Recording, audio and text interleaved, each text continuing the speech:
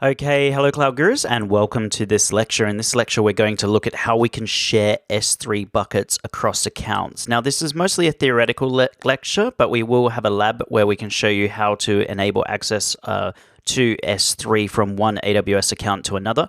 You must have done all the steps in AWS organizations in order for this lab to work. So you must have done all the steps in the last lecture. If you haven't, you just want to watch along, don't worry. We're not going anywhere after this lecture. You don't need these buckets shared across accounts. We're not going to be using that again. It is a really important exam topic that does come up. So there are 3 different ways to share S3 buckets across accounts. First one is using bucket policies. Now, if you remember, bucket policies apply across the entire bucket. We're going to use bucket policies in conjunction with identity access management. So this is going to apply across the entire bucket, and it's programmatic access only, which means that you wouldn't be able to do this using the console. The other way is by using bucket access control lists. Now, if you remember, bucket ACLs go all the way down to individual objects. So you use these in conjunction with identity access management. Again, this is going to be programmatic access only. Because we don't come from a developer background, we want to be able to do this and see it in the console. So in this lecture, what we're going to look at doing is how we can do this using identity access management roles. And this gives you programmatic and console access as well. Now, it's kind of annoying because we cover off roles in a lot more detail in the next section of the course. A role is just a way of temporarily granting access to an AWS resource, either from another AWS service such as EC2 or by other AWS accounts. And we will cover it off in EC2 in the next section of the course. We'll show you how we can use roles to access S3.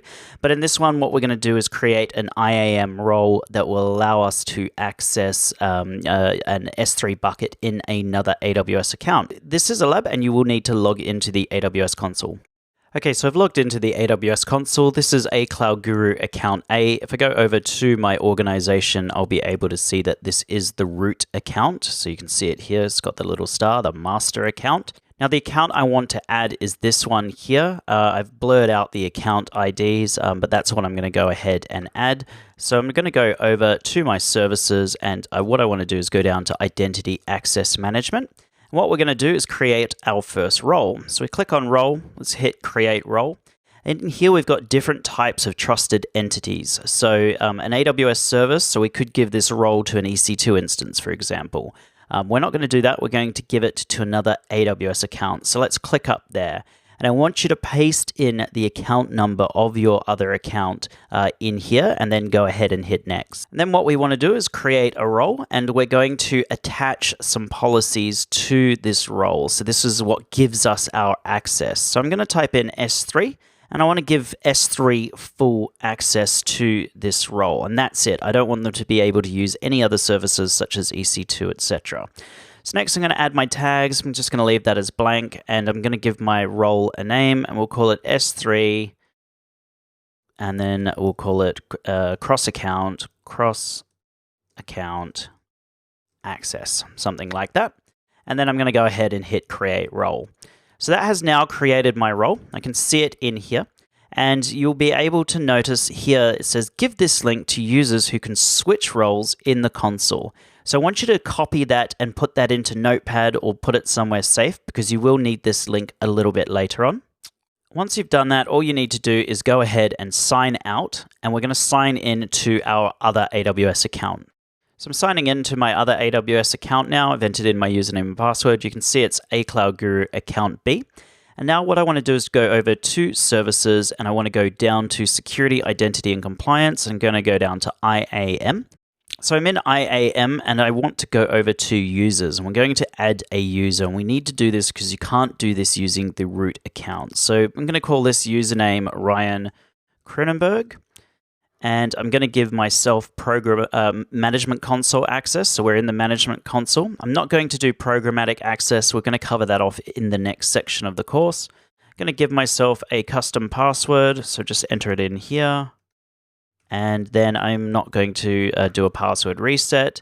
In here, I'm going to add my user to a group. So let's create a group, and we'll just call it administrator access. That's fine. So call it, this group name is admins. Go ahead and create the group. And we've attached a policy to that group. And of course, any user in that group is going to inherit the administrator access policy. So let's go ahead and hit next and create our user. So we've now created our user and they can sign in using this address. So why don't you copy that link to your clipboard? And then what I'm going to do is go ahead and log out. I've now navigated to that link and I'm going to type in my username. So Ryan Krunenberg. And then in here, I'm going to do my credentials, go ahead and sign in. And so I've now signed in as that user who has administrator access to this site. You can see my username up here.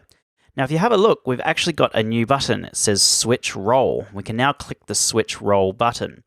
Now, in order to set this up, I want you to just paste that link that you had into your browser. You can go through here and fill this out, but you are going to have to remember the role name. So it's much easier to use that link that we saved earlier. So I pasted that into my browser and it's automatically filled out all the things that I need. And then all I'm going to do is go ahead and hit switch role.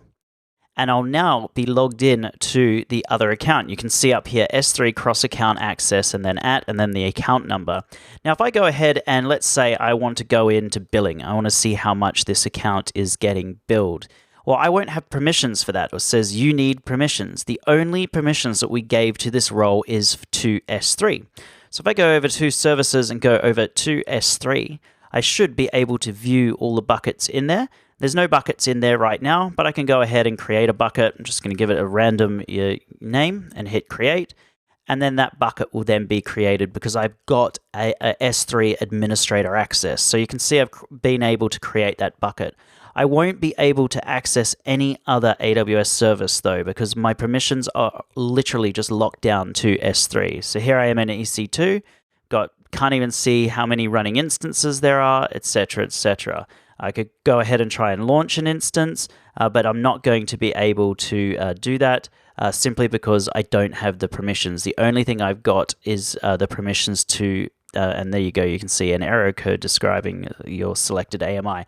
The only permissions I've got is for S3.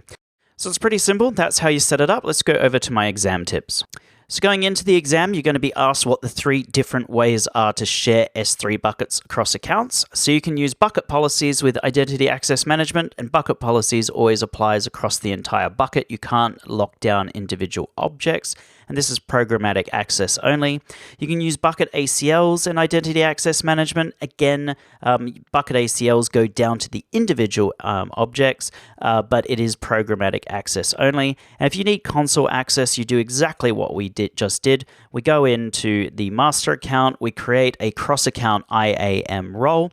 We then go into the other account, make sure we've got a user that is set up in that other account, and then we just go over to the switch roles button, and then they'll be able to switch into the other AWS account and be able to do things depending on their level of permissions on that role. So that is it for this lecture, everyone. If you have any questions, please let me know. If not, feel free to move on to the next lecture. Thank you.